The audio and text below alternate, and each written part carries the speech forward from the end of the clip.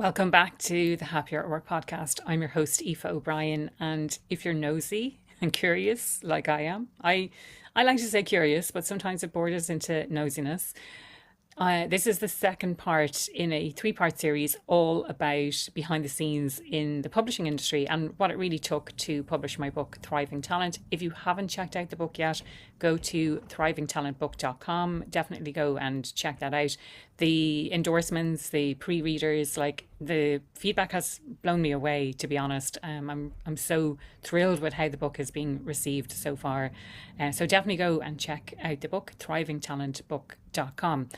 Now, in the first episode in this series, I was kind of looking more at the publishing industry. I touched a little bit on the writing and kind of what it takes to write the book. I want to expand a little bit more on that because sometimes we think, or maybe this is something that gets in your head that you couldn't possibly write a book.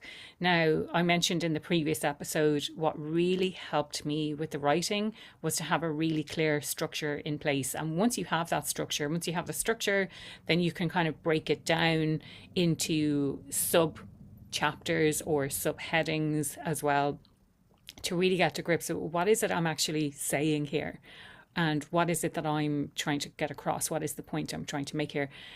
Having that structure makes things so much easier. And as I mentioned, it's not to say that the little subsections won't move around, because they probably will in terms of like developing the argument.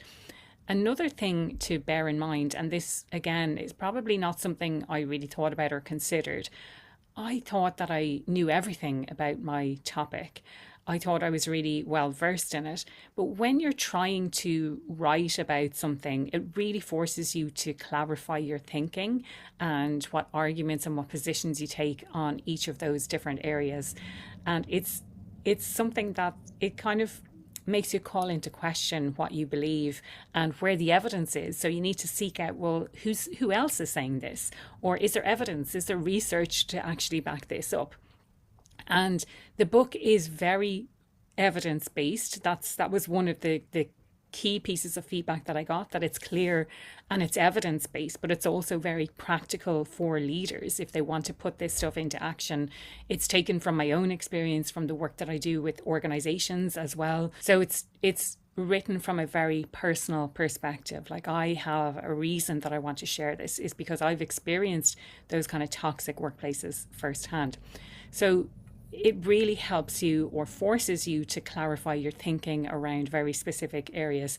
So that's a good thing, but it also means that you call into question, like, what do I know? Who wants to listen to me? What do I even have to say about this topic? And I think those moments of doubt, they're completely normal. And I was warned about this before I started writing, by the way, that it's perfectly normal to call into question, to really doubt your abilities, to really start thinking, who actually wants to read this? Who cares that I'm writing this? Or what do I have to say? Little old me, what do I have to say about this topic? And so when it happened, that helped to diminish the effects a little bit. It didn't make it go away completely, but the knowledge that that is a perfectly normal part of the writing process definitely helped me to realize that it's just part of the process, that you have to at some stage get to a place where you're wondering who is actually going to read what I have to write. And those moments of self-doubt, I talk about imposter syndrome an awful lot, and I do have a framework for identifying it and managing it, and that really helped me as well. So looking at acknowledging the fact that this is a normal part of the process, how to build up belief. So, surrounding yourself with people who believe in you, I think, is a really strong way to do that. So other writers, people who are familiar with my work, and then courageous action. So that's all about consistency and just keeping on going. Even if you feel the fear, you just keep going. Just keep going. And I think that was probably a key mantra for me. So I wanted to dive a little bit more into that. So there were those moments of doubt, of course, and the writing, it's just so easy for me to look back now and think that the writing was actually kind of easy. But once you have that structure in place, the writing can flow out of you. What I found more difficult was the editing. So you do need to actually read over the words that you've written. And that's the hard part, because you're like, what was I trying to say here? Or is that clear? And then, of course, having someone else read it. Now, again, moments of doubt, I put off and put off and put off having beta readers to read the unfinished bit, like, the kind of scrappy bit that you've just put together, to see, do people buy into the argument, or what gaps are there? So I missed out on that part because I left it too late. I kept saying, "Oh, that comes later, that comes later," and then by the time I thought it was ready to share with people, it was kind of too late to go through that process, and it went to my editors to get feedback, to get development feedback, and that was really helpful as well. But then when someone else reads your words, that's also really difficult. It's really exposing. It's, oh, are they going to get it? Are they going to agree with it?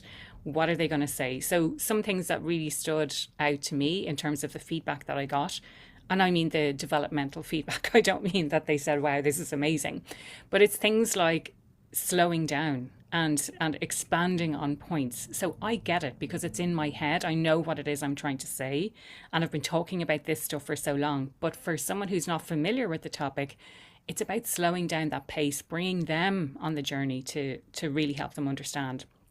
And not to get too cliche about it, but we do this stuff in leadership all the time, where we assume that other people know what we're talking about, that other people know what the priority is, that other people communicate well, or we assume that we communicate well.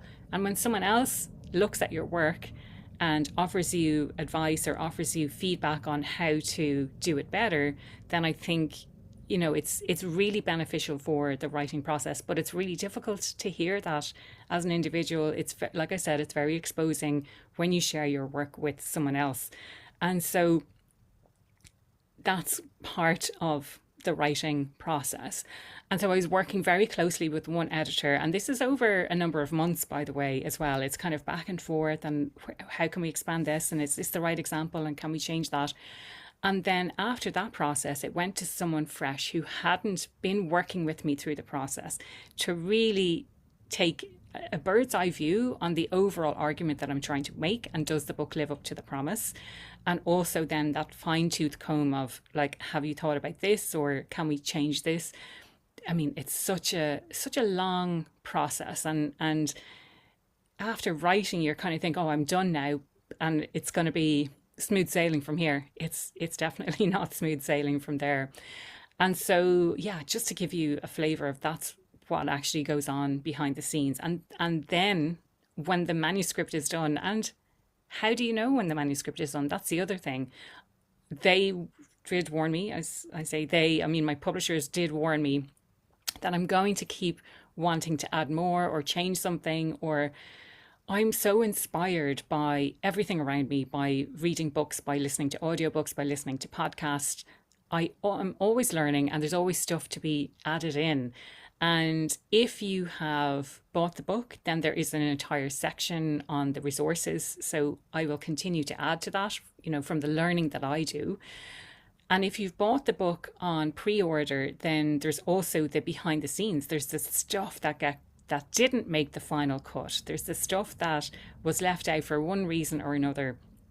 But you do get to a stage where you just have to say it's done now, and now we're ready for the other bits of the process, which are things like proofreading. So someone actually has to go through, make sure there's no grammatical errors and typos and all of that kind of thing, which you think, because you've been writing for so long, that it should actually be okay.